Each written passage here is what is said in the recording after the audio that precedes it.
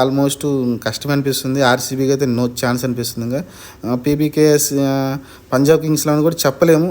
వీళ్ళు ఎంఐ కూడా ఉంటుంది, ఛాన్స్ ఉంటుంది. వాళ్ళు కూడా 6 మ్యాచ్లో ఉన్నాయి కాబట్టి ఛాన్స్ ఉంటుంది.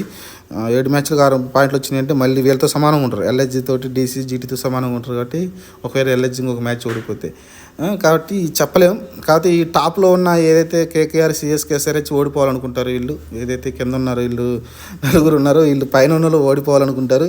మరి చూద్దాం. మరి కేకేఆర్, సిఎస్కే, ఎస్ఆర్హెచ్ మంచి ఫామ్లో ఉన్నాయి కాబట్టి 3 టీంలు మరి వాళ్ళు ఏమైనా మ్యాచ్లు ఓడిపోతే వీళ్ళకి ఛాన్స్ ఉంటుంది. ఎవరికంటే మన ఎంఐకి కానీ లేకుంటే డీసీకి కానీ జీటీకి కానీ ఛాన్స్ ఉండాలంటే పైన ఉన్న టీంలు అయితే 3 టీంలు ఓడిపోవాల్సి ఉంటుంది. KKR, CSK, SRH.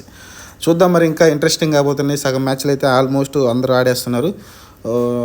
సగం మ్యాచ్లు అయిపోయిన తర్వాత అయితే మ్యాక్సిమం డిసైడ్ అవుతుంది వీళ్ళే. కానీ లాస్ట్ మూమెంట్లో కూడా కొంతమంది పుంజుకొని ఎంఐ టీం లాంటివి లేకుంటే జీటీ